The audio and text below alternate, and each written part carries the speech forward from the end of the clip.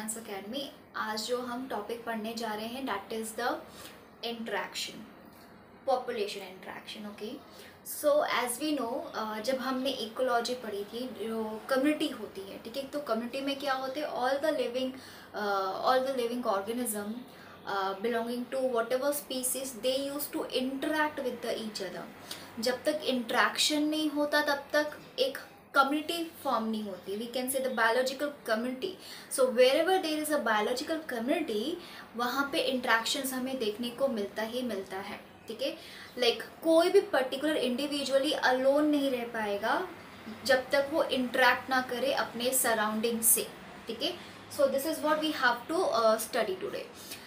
जैसे कि हम प्लांट की बात करें, plant we say plants are the producers. They don't need anyone to prepare the food and all, but they need the soil bacteria to convert या फिर to break the organic matter present in the soil and release the inorganic salts into the soil so that the plants get all the salts or the minerals from the soil.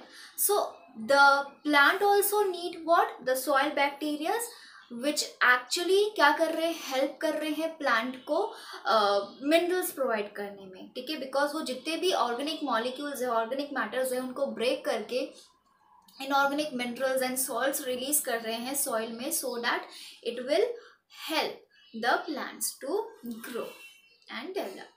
So this is how the interaction take place. Everyone, each and every individual in a population, they used to what? They used to interact, whether in the same species, within the same species. Okay, now when we talk about population interaction, so population interaction is of two types. There is intraspecific,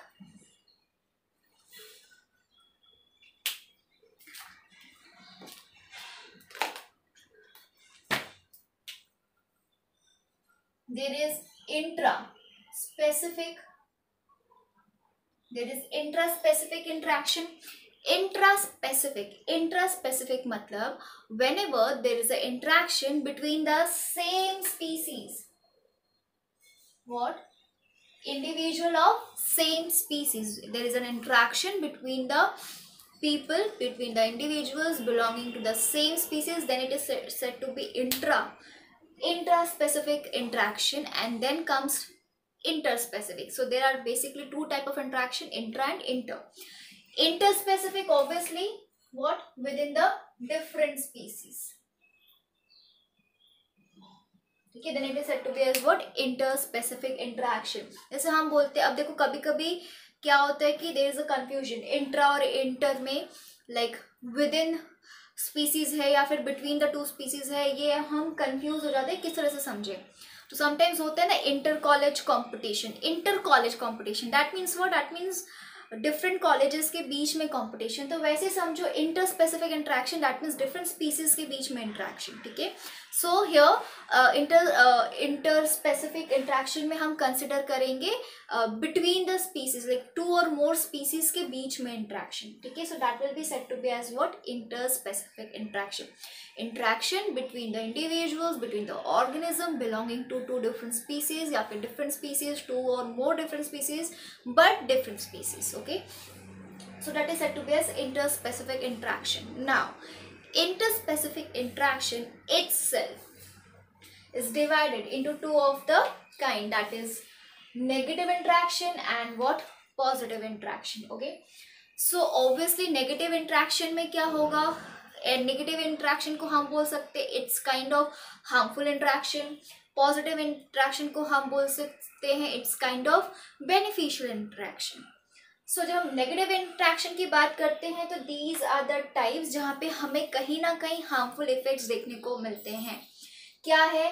predation, parasitism, competition, amensalism. ठीक है, अगर हम इसको देखें, सी यहाँ पे मैंने chart बनाया है, this is the kind of interaction, the species A, species B. ठीक है, and plus minus sign resemble करेगा माइनस, दैट मीन्स अगर कोई पर्टिकुलर स्पीसीज हार्म हो रही है, प्लस रिजेंबल करेगा if the particular species is getting benefited, ठीक है, by the other species.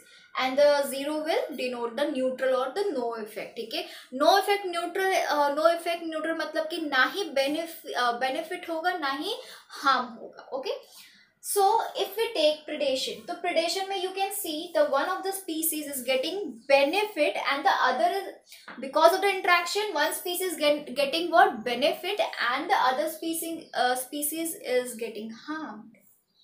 Correct. So यहाँ पे this is a kind of negative interaction जहाँ पे कोई ना कोई एक species हार्म होगी ही होगी. पॉजिटिव इंट्रैक्शन या एक स्पीसीज या फिर दोनों ही स्पीसीज क्या होंगी, बेनिफिटेड होंगी.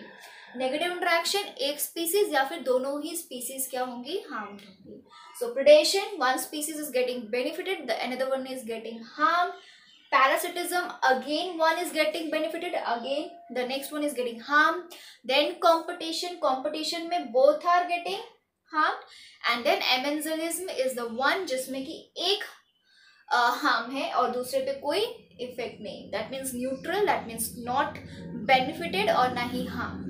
Then there is a positive interaction जिसमें हम कमेंजलिज्म एंड म्यूचुअलिज्म पढ़ते हैं. कमेंजलिज्म मतलब व्हाट, पॉजिटिव इंट्रैक्शन है तो क्या होगा, या तो एक स्पीसीज बेनिफिटेड होगी या फिर दोनों ही स्पीसीज बेनिफिट होगी. तो कमेंजलिज्म में as you can see only one is getting benefited, other is neutral. ठीक है, कोई इफेक्ट नहीं. Mutualism, both of the species will get benefit.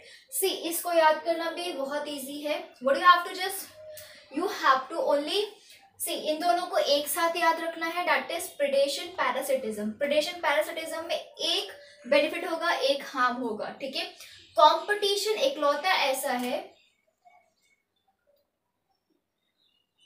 Okay, competition ऐसा इकलौता इंट्रैक्शन है जिसमें दोनों ही स्पीसीज हार्म हो रही हैं. म्यूचुअलिज्म अगेन इकलौता ऐसा इंट्रैक्शन है जिसमें कि दोनों ही स्पीसीज बेनिफिट हो रही हैं. देन हम कमेंजलिज्म और एमेंजलिज्म को क्या करेंगे, एक साथ पढ़ेंगे. सो एमेंजलिज्म में देखो एक हार्म हो रहा है और एक पे कोई इफेक्ट नहीं, और कमेंजलिज्म में एक बेनिफिट हो रहा है और दूसरे पे कोई इफेक्ट नहीं. सो आप इन दोनों को एक साथ याद रखोगे. Then competition and mutualism, competition दोनों स्पीसीज हार्म, म्यूचुअलिज्म दोनों स्पीसीज बेनिफिट होंगी. देन एमेंजलिज्म एंड कमेंजलिज्म आप साथ पढ़ोगे. यहाँ पे मैंने कॉम्पिटिशन ही नहीं बोला ना, कॉम्पिटिशन ही बोला है, होप सो. कमेंजलिज्म तो नहीं बोला, याद नहीं मुझे. सो एमेंजलिज्म एंड देन कमेंजलिज्म याद रखोगे. एमेंजलिज्म हार्म एक होगा, एक पे कोई इफेक्ट नहीं. कमेंजलिज्म एक को प्रॉफिट होगा और दूसरे पे कोई इफेक्ट नहीं है. ठीक है, so this is how you can just learn this thing. And अब इसी सबको हमें डिटेल में पढ़ना है. ठीक है, हम हर एक का like predation, parasitism, competition, amensalism, commensalism, mutualism सब का एक एक करके एग्जाम्पल पढ़ेंगे. सो देखते हैं example. Okay, so the very first interaction we will talk about is predation. जब हम प्रेडेशन की बात कर रहे हैं, सो see there is a stronger animal which used to feed on the weaker animal. तो यहाँ पे जो stronger animal होगा that will be called as predator, और जो weaker animal होगा that will be called as what, prey. ठीक है, तो अगर हम बहुत ही कॉमन सा अगर एग्जाम्पल देखें, बहुत कॉमन एग्जाम्पल, तो tiger use to feed on deer. Correct. So this is a predation. Yeah, correct, predation ना. Tiger, strong animal, deer is a weaker animal, obviously. ठीक है, so यहाँ पे जो टाइगर जब फीड करता है डियर पे, या फिर हम ये बोल ले the carnivorous use to feed on the herbivorous. So this is a kind of predation only. ठीक है, if we say a bird eating a seed, bird which used to feed on seed, that is also a kind of predator. Seed, ठीक है, वो seedlings जो होती है flower की, ठीक है, उस पर अगर कोई फीड कर रहा है तो it's also kind of what, it's also a kind of predation only. ठीक है, सो यहाँ पे जो टाइगर है वो डियर पे जो है they use to feed. Owl जो है वो रैट पे भी फीड करता है. ठीक है, so that is what, that is predation. And predators actually जो है ना वो बहुत ही हेल्पफुल होते हैं एनवायरनमेंट के लिए। वाई? सी, जो प्रेडेटर्स हैं, ठीक है, वो एक्चुअली क्या कर रहे हैं, जो स्पीसीज का जो बैलेंस है ना, अलग अलग स्पीसीज का जो बैलेंस है वो मेंटेन करके रखते हैं। किस तरह से? सी, जैसे कि अगर हम बात करें फ्रॉग की, in the absence of frog, जो फील्ड में, ठीक है, जहाँ पे क्रॉप्स जो है ग्रो करते हैं, और ऐसे क्रॉप जैसे कि राइस, ठीक है, जहाँ पे थोड़ा सा पानी की जरूरत होती है, ऐसे क्रॉप्स को जब हम यूज ग्रो करते हैं, ठीक है, ऑन द फील्ड, तो जो फ्रॉग्स होते हैं they use to what, they use to feed on the locust, ठीक है, they use to grab the locust. Why? अगर वो लोकस, अगर फ्रॉग ही ना रहे, frogs are here the predators, locust are what, the pray.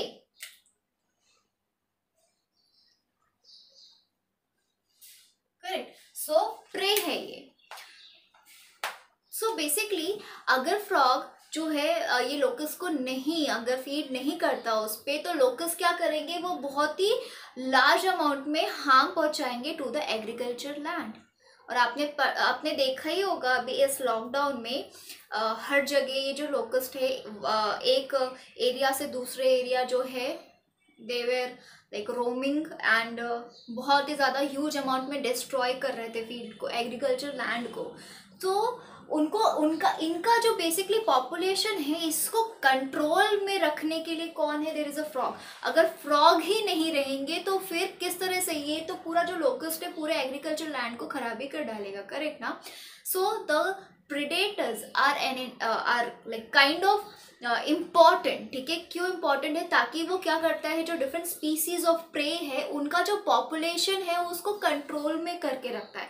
Because pray क्या कर रहे हैं, वो कहीं ना कहीं जो है हार्म भी करेंगे। अगर डियर जो है, ठीक है, वो ओवर ग्रेजिंग करेगा, करेक्ट, तो क्या होगा एट लास्ट ये होगा कि जो हमारा अच्छा सा जो ग्रास लैंड होगा वो क्या होगा, that will turn into a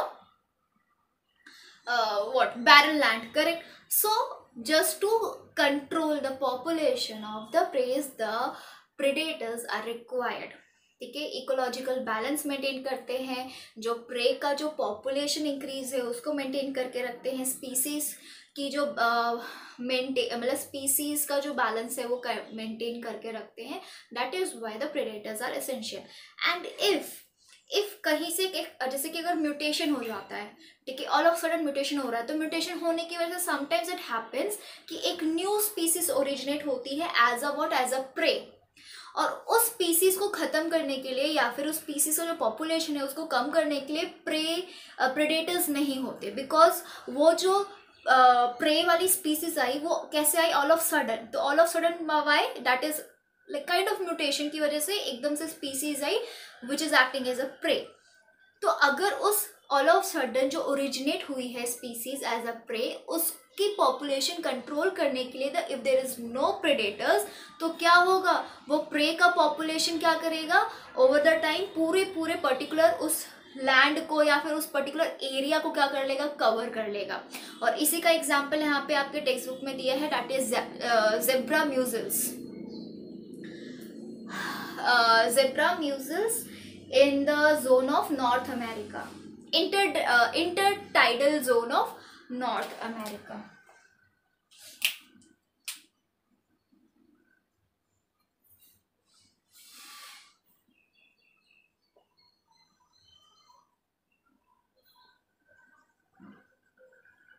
In the intertidal zone of the North America, this is the wild species, or we can say exotic species, और ये wild species क्यों है, because of the mutation, ठीक है।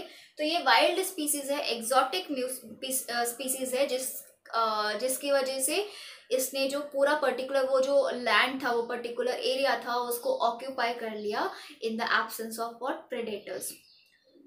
That is why the predators in nature are prudent. Prudent मतलब कि wise, well judged, ठीक है, मतलब कि they are actually essentials, they are actually wise in the sense कि they are actually directly or indirectly we can say helping the nature only na, like it's maintaining the species population, prey की population को जो maintain कर रहा है, ecological balance, species का जो balance है वो मेंटेन कर रहा है, तो it is actually helping indirectly, correct. So that is why the predators are wise in nature. ठीक है. So this is the thing. Now जो प्रे होते हैं, ठीक है, हमने प्रेडेटर्स की बात कर ली. ठीक है. And now if you talk about the preys, so ये जो प्रेडेटर्स को चकमा देने के लिए, because the predators use to feed on the prey ना, सो ये जो प्रेडेटर्स है उनको चकमा देने के लिए, to escape from the prey, जो ये to escape from the predators, the prey use to evolve, अपने अंदर मॉर्फोलॉजिकल चेंज लाते हैं या किसी भी तरह का इवोल्यूशन की वजह से चेंज लाते हैं, जिसकी वजह से ये जो प्रेडेटर्स है उनसे एस्केप कर पाए और सरवाइव कर पाए. ठीक है. बिकॉज अगर प्रेडेटर्स की नज़र में आ गए तब तो फिर मर ही जाएंगे ऑब्वियसली, मतलब कि प्रेडेटर्स का खाना बन जाएंगे obviously. So that is why the prey undergo evolution just to escape from the reach of the predators. और वो इवोल्यूशन क्या है? That is the camouflaging. One of the type of change is the camouflaging. Camouflaging में आपके आते हैं example में, that is monarch. Monarch butterflies हैं. और फ्रॉग जो है, basically frog use to camouflage a lot. ठीक है. आपने देखा होगा ग्रीन फ्रॉग, वो क्या करते हैं, वो एक्चुअली ग्रीन कैसे हुए? Because of the camouflaging, so that they can escape from the predators. ठीक है. और ये हम पढ़ रहे हैं प्रे के बारे में. तो one is the example is monarch butterfly. Monarch butterfly क्या करते हैं? They use to monarch butterfly on their in their larva stage. अपनी लार्वा स्टेज में वो फीड करता है. They use to feed on the leaves of the poisonous weed. What I am saying, monarch butterfly in their larva stage they used to feed on the leaves of the poisonous weed, जिसकी वजह से उनके अगर कोई predator इन monarch butterfly पे attack करता है या फिर फीड करना चाहता है इन बटरफ्लाई को, तो बहुत ही गंदा सा आउफुल टेस्ट आता है किसको? प्रेडेटर्स को, जिसकी वजह से वो मोनार्च बटरफ्लाई पे फीड नहीं करते. So this is one of the what? This is one of the evolution kind of. इसको evolution ही बोलेंगे कि how the preys are now so smart, so active कि वो उन्होंने क्या तरकीबें ढूंढ ली कि वो predator से किस तरह से बच सके. और ये तरकीबें क्या है? They are undergoing change. ठीक है. वो अपने में कुछ चेंज ला रहे हैं या फिर उनकी जो हैबिट है उसमें कुछ ऐसा चेंज ला रहे हैं जिसकी वजह से वो प्रेडेटर से बच पाए. ठीक है. सो जो मोनार्च बटरफ्लाई है लार्वा स्टेज में they use to feed on the poisonous weed, जिसकी वजह से उनके जो बॉडी है उसमें वो पॉइजनस वाला जो वीड है, ठीक है, वो रह जाता है, उसके वो केमिकल्स रह जाते हैं, जिसकी वजह से वो बहुत ही गंदा टेस्ट करता है when the predators use to feed on them. Again there are too many butterflies. ठीक है. जो नॉर्मल बटरफ्लाईज हैं, मोनार्च बटरफ्लाईज तो है ही. ठीक है. उसके अलावा भी like too many butterflies are there. ठीक है. जो कि they use to your feed on the chemicals only, like chemicals related plants only. ठीक है. एंड दे अंडरगो उसकी वजह से उनके जो खुद की बॉडी है उनमें जो केमिकल है वो एक्यूमुलेट हो जाता है, जिसकी वजह से it can lead to the death of the like the predator also. ठीक है. या फिर बहुत ही बेहतरीन एग्जाम्पल दिया हुआ है, दैट इज कैलोट्रॉपिस का.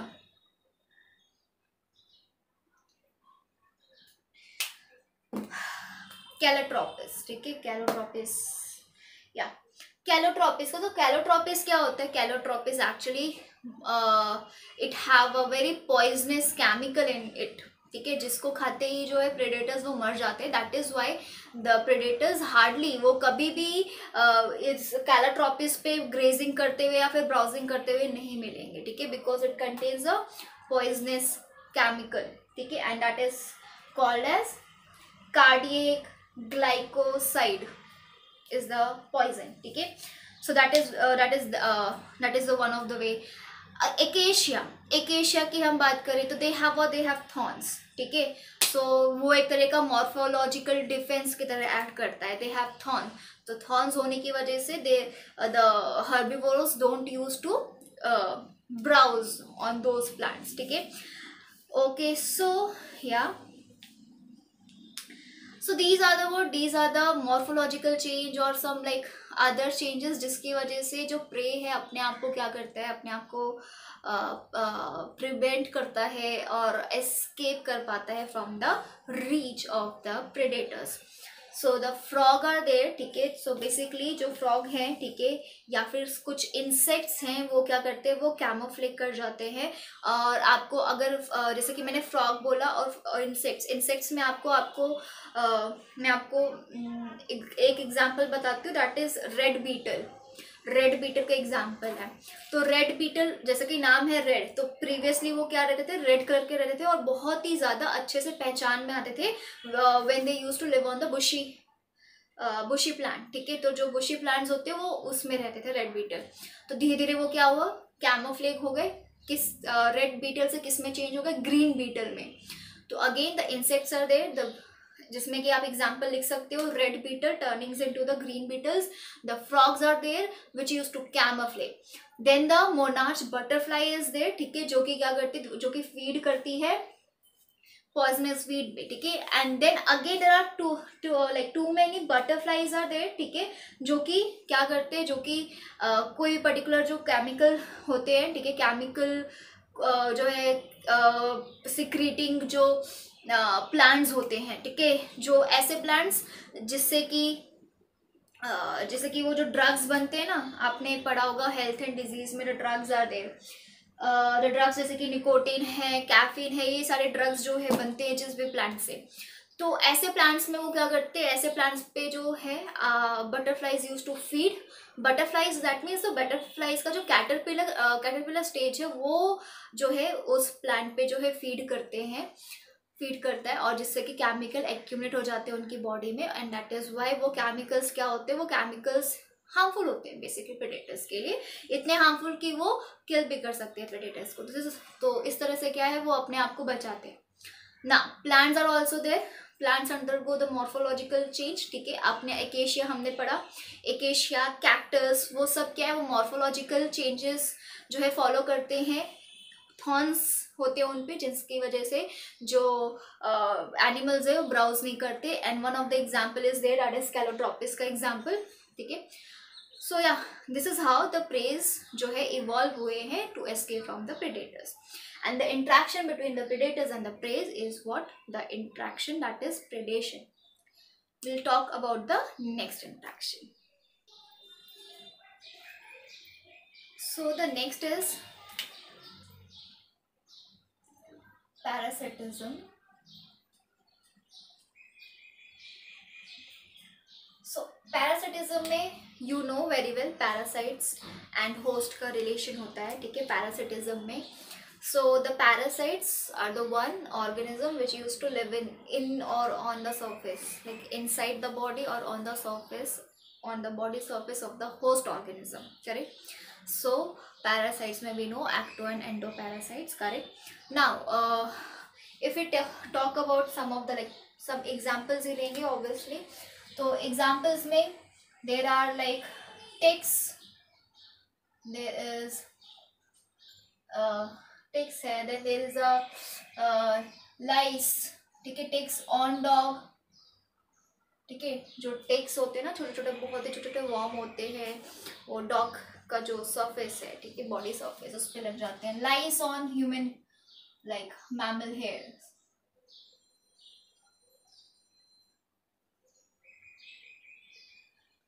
So this is a what? This is a kind of ecto. Let's say ecto. Then there is leech, which act as a leech which used to stick on the surface of the mammals basically, या फिर कोई भी particular organism जहाँ से वो सक कर सके blood to feed itself. So that is why the leech is again another type of ectoparasites. And then there is a fish And the fish is like marine fish, which used to which act as ectoparasites on the copepods. Marine fish on copepods. Then अगर हम plant की बात करें तो plant में there is cuscuta. Cascata is the plant which used to feed on the other plants. Which used to what? Feed on the other plants. There is one more plant that is Raffles. ठीक है, तो ये भी है which used to, ये जो है on hedge, ठीक है, और other plants पे feed करता है. Basically Cascata do not have the chlorophyll. ठीक है, so they used to what? They used to get the they used to याद होगा आपको कसकटा, जो आपने मॉर्फोलॉजी में पढ़ा होगा, तो they use to suck the nutrients from the xylem and the phloem directly. ठीक है, तो आपने पढ़ा होगा लाइक होली लाइक पैरासाइट्स में बेसिकली टोटल पैरासाइट्स और पार्शियल पैरासाइट्स करके पढ़ा होगा. तो उसमें आपने टोटल पैरासाइट्स में कसकटा का एग्जाम्पल देखा होगा, जिसमें कि जो कसकटा है जाइलम एंड फ्लोएम दोनों को पेयर्स करके सक करता है वहां से nutrients and the minerals obviously. Then there is a raffer, one more plant which used to feed on the other flowering plants. ठीक है, so ये है kind of relation between the between the parasites and the host. ठीक है, now when you talk about the endoparasites. ठीक है, तो जब हम एंडोपैरासाइट्स की बात करते हैं तो सबसे पहला लिवर फ्लूक. लिवर फ्लूक आपने सुना होगा, liver fluke. Okay, so the liver fluke used to go used to have two many what we say host. ठीक है, एक से ज्यादा होस्ट होते हैं. तो जब हम लिवर फ्लूक की बात करें तो इसका जो प्राइमरी होस्ट है that is the human being. Primary host is human being. ठीक है, जहां पे वो एक्चुअली डिजीज कॉज करता है. एंड जो rest of the intermediate host है, इंटरमीडिएट होस्ट. ठीक है, सो इंटरमीडिएट होस्ट जो है इसके वो हैं I guess sheep, no it's one sec, that is snail and fish. Snail and fish. ठीक है, so these are intermediate hosts जहाँ पे जो the liver fluke used to stay या फिर used to stay like rest of his life. So जो rest of his life होता है वो लिवर फ्लूक स्नेल और फिश के अंदर ही बिताता है. And the liver fluke in that particular period of time undergo whatever morphological change या जो भी change जो होते हैं that undergoes changes. ठीक है, and only enters the primary host, that is man, whenever they used to infect, whenever they used to cause a disease. ठीक है, so liver fluke is one of the example. There is a plasmodium. There is like this is the malarial parasite. And you know it.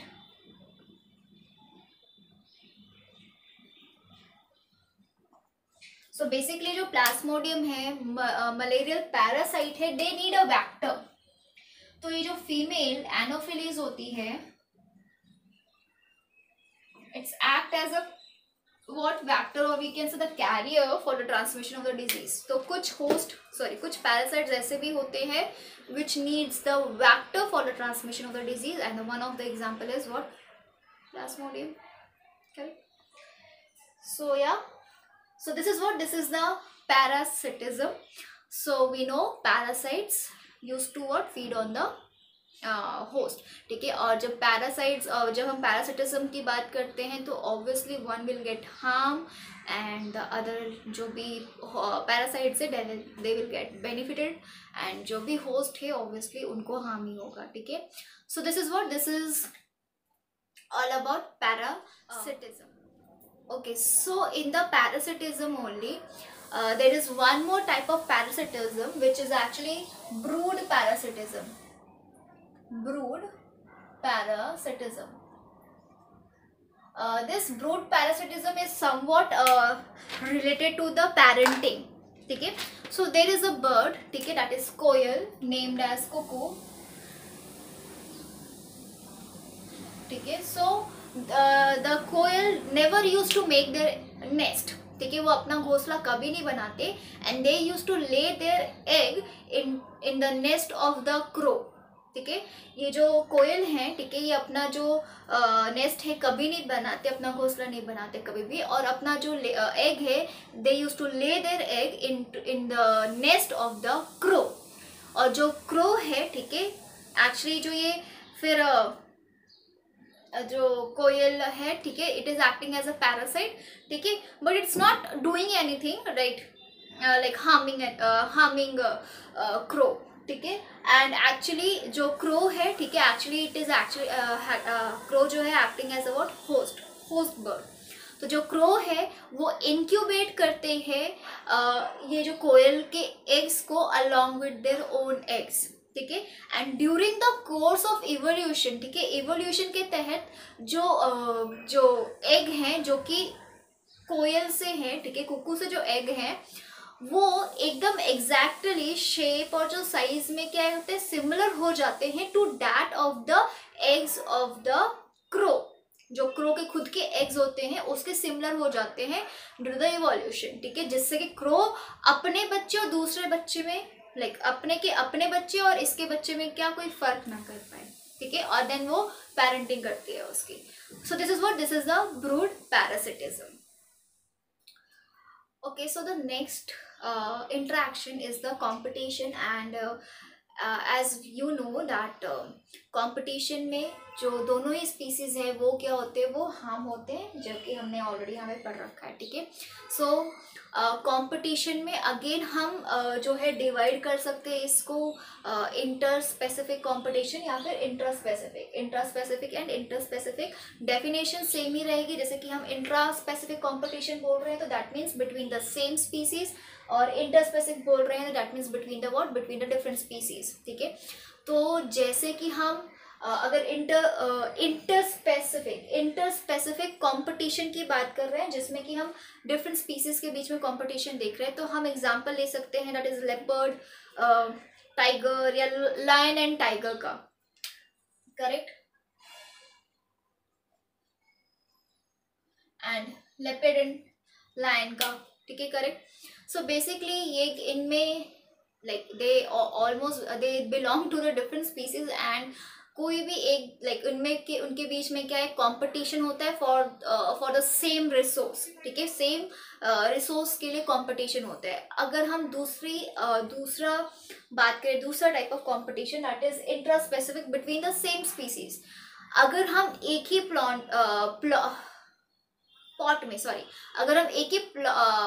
Pot में जो कि थोड़ा सा बड़ा सा pot है, ठीक है, एक थोड़ा सा बड़ा सा पॉट है, अगर हम उस पॉट में एक साथ एक ही स्पीसीज के दो प्लांट को अगर हम ग्रो कराएं तो obviously the two of the plant will compete for the nutrition. ठीक है, which is the same source. ठीक है, तो अगेन कंपटीशन है. ठीक है, whenever there is like competition है बिटवीन द स्पीसीज या फिर इंडिविजुअल्स या फिर between the members of the same species या फिर between the members of the different species for the same resource. ठीक है, तो that kind of interaction is called as what, competition. Correct. Now when we talk about the competition, ठीक है, इसका बहुत एक एग्जांपल एग्जाम्पल है. ठीक है, the competition between totally unrelated species, and that competition का जो एग्जाम्पल है दैट इज द जो शैलो साउथ अमेरिकन लेक्स है. ठीक है, शैलो साउथ अमेरिकन लेक्स, यहाँ पे जो है ना फ्लैमिंगो विजिट करते हैं. Flamingos they used to visit these lakes, and these flamingos used to compete with the resident fishes of there. resident जो कि पहले से फिशेस वहाँ पे रहती हैं. ठीक है, तो उनसे compete करते हैं for the common source. ठीक है, या फिर common resource that is zooplanktons के लिए, ठीक है। So flamingos and then there is a resident fishes, जो ऑलरेडी वहाँ की फिशेज रहती है उनको हमने रेजिडेंट फिश बोला है। तो they use to compete for the zooplankton. So the flamingos use to visit shallow South American lakes to compete with the fishes over there for the same food resource, that is the zooplankton, ठीक है। और ऐसा आपके मुंबई में भी होता है। So this is the one of the example. Now ये जो कंपटीशन है, ठीक है, दैट ओनली अकर्स, ओनली भी नहीं बोलूंगी but that use to occur whenever there is like abundant of resource या फिर कम रिसोर्स, ठीक है। उसके लिए कोई जो है बेसिकली लिमिटेशन नहीं है, ठीक है। जैसे कि डार्विन ने बोला था, डार्विन ने ये बोला था कि स्पीसीज के बीच में कंपटीशन तब होता है जब there is a limited food resource available, but ऐसा नहीं है। वेदर इट इज लिमिटेड और अनलिमिटेड रिसोर्सेज ऑफ फूड, ठीक है, कंपटीशन होता ही होता है बिटवीन द स्पीसीज। क्यों? क्योंकि अपना वर्चस्व दिखाना रहता है जो भी स्ट्रॉन्गर स्पीसीज होती है उसको, ठीक है। तो वो क्या करते हैं, वो ओवर पावर करते हैं ऑन द लाइक, वो अपने आप को डोमिनेट करते हैं ओवर द नेक्स्ट स्पीसीज, ठीक है, ओवर द अदर स्पीसीज, ताकि अपना वर्चस्व दिखा सके, ठीक है, अस्तित्व जो है अपना वो लाइक क्या बोलते हैं, वर्चस्व स्थापित कर सके काइंड ऑफ, ठीक है। तो वो क्या करते हैं, लाइक एक स्पीसीज को क्या करते हैं, फुल्ली डोमिनेट करते हैं। और जब भी कंपटीशन होता है तो ऑब्वियसली जो पावरफुल स्पीसीज होती हैं वो टोटली ऑक्यूपाई करती हैं and like with in area, और एलिमिनेट करती हैं जो भी लेस पावरफुल स्पीसीज होती है उनको, obviously whether there is a limited source of food और whether there is unlimited source of food. अब यहाँ पे एक थ्योरम इज देयर, ठीक है, that is the Gause's principle which explains about competitive exclusion principle. Gauss is क्या है, competitive exclusive principle, exclusive principle, ठीक है। So according to the Gauss's competitive exclusive principle, so what I am saying, if there is a closely, ठीक है, what closely related species, if there is a closely related species, ठीक है, which actually competing for the same resource, ठीक है, वो क्या कर सकते हैं, they can never coexist, ठीक है, never coexist, एक साथ coexist नहीं कर सकते। and this theory is only applicable whenever the resources are limited,